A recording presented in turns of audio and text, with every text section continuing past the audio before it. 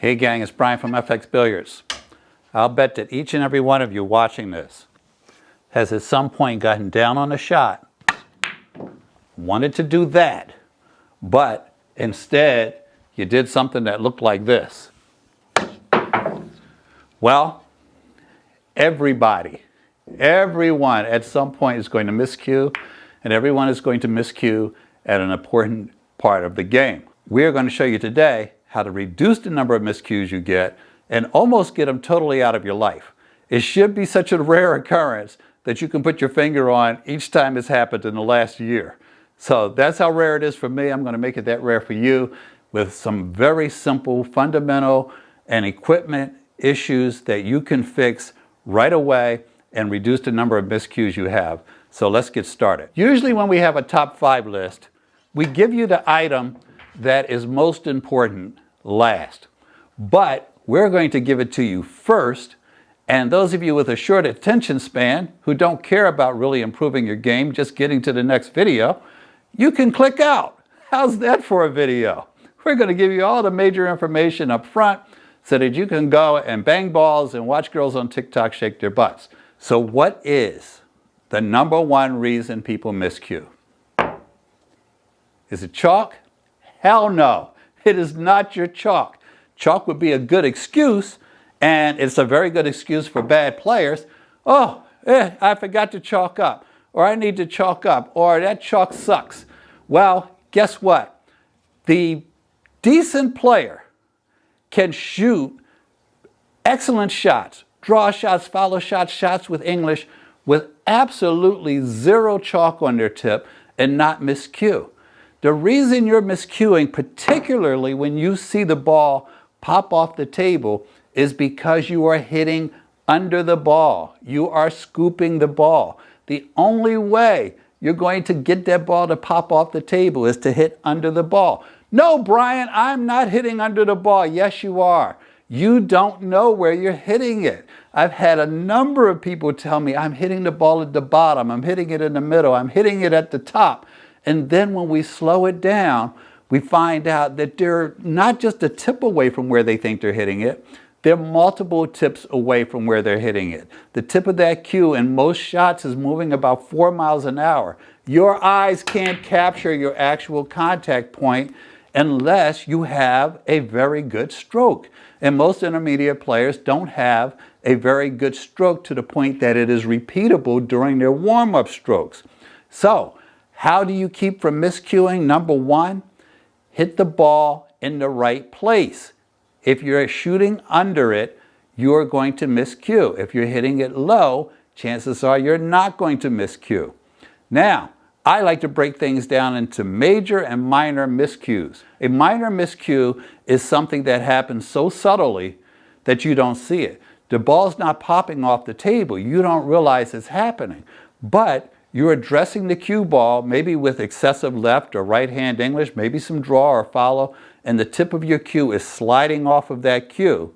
And that is technically a miscue, where the cue tip is not hitting the cue ball properly, and as a result is sliding off. You ever shoot a shot and you see the cue ball spinning, but you didn't want to put any English on it? That may be the result of not just your stroke being out of line, but you actually miscuing in that the tip of your cue has slid off. So the number one reason you miscue is your stroke. You're not hitting the ball where you think you are hitting it. The number one thing you need to do is improve your stroke. How do you improve your stroke? You improve your stroke with reps. But you are probably making fundamental mistakes that are causing you to miscue. So I'm going to give you a quick rundown, because this video is not about fundamentals, but I'm going to give you a quick rundown of some of the most common fundamental mistakes that players make that causes them to miscue. Number one, as I said, you are hitting the ball under the spot where you think you're hitting it, and you are scooping it off the table because you're actually hitting the table first. A better bridge is going to help a lot of you. A closed bridge will help a lot of you who are having trouble with your draw shot.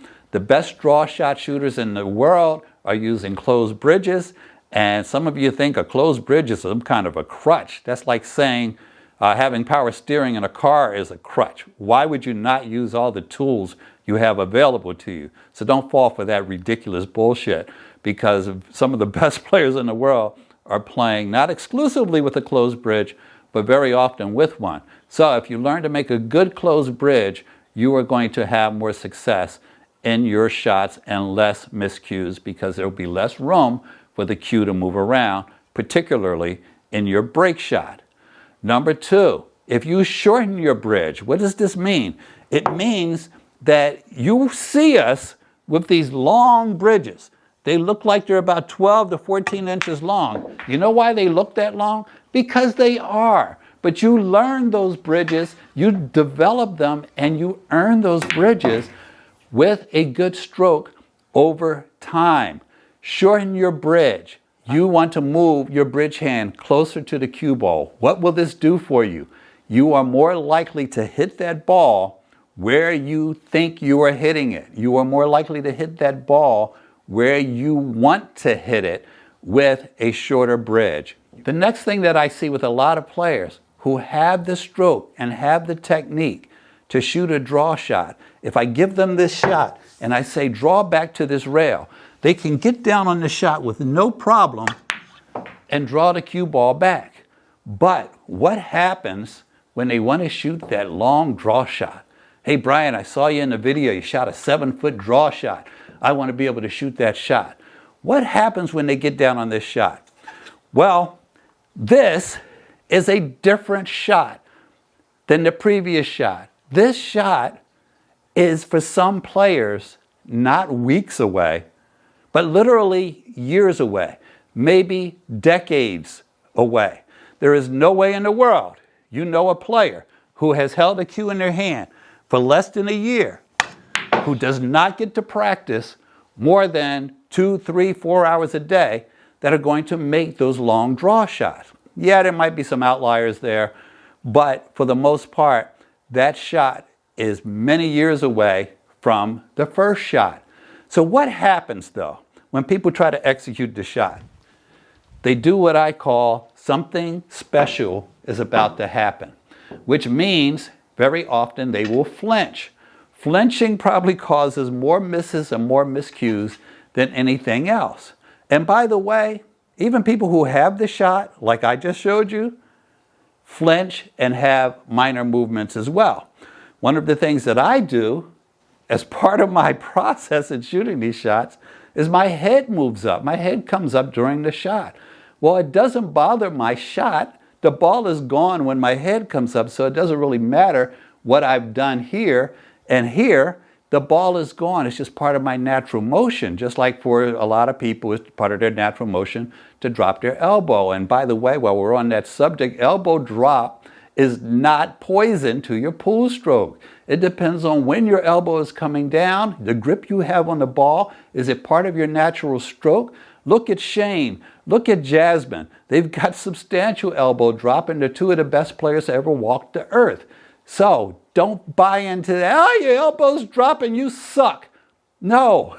If your elbow is dropping but is part of your natural stroke, especially part of your follow-through, it is what it is. Next, if you have movement that is going to change your contact point and send you under this cue ball for some reason, then you are more likely to have a miscue. Elbow drop, shoulder dip, things like that are going to possibly give you some extreme issues that are going to cause you to miscue. But in most cases, that elbow drop and that shoulder drop will often cause you to hit the cue ball higher. Remember, not all miscues are happening at the bottom of the ball. Sometimes they happen at the top of the ball. And if you are playing something with extremes, like I need to shoot a shot with high left-hand English going 7 feet down table, this is an easy shot to miscue on because I am sending it to the object ball by hitting the extreme top left corner of that ball. Another reason why you are miscuing. Now that we got the fundamentals out, because that is one of the main things, fundamentals. How do you fix it? Get your bridge hand closer, get a nice tight closed bridge if you're miscuing on draw shots. slow down your warm-up strokes, see where you're actually going to hit the ball. That will be the number one thing. Now let's get to the thing that everybody wants to blame. Chalk, equipment. All of these fall in the same category.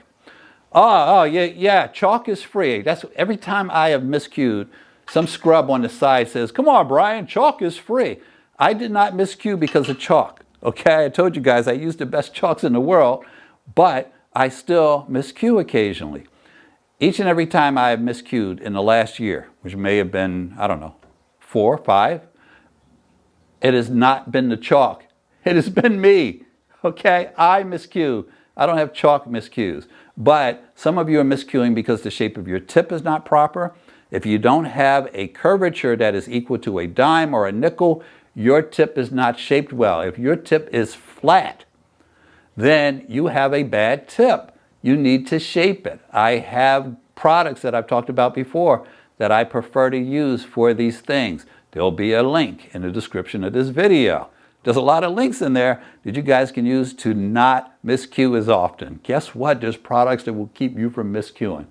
On that note, a lot of you are playing with $200, $300, $400, sometimes $2,000, $3,000, $4,000 cues with $10 tips.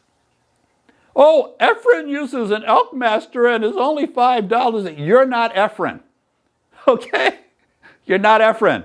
Forget about it. It is like putting $50 tires on a Ferrari. You're not going anywhere quick. You're more likely to crash than anything else. Get a quality layered tip on your cue.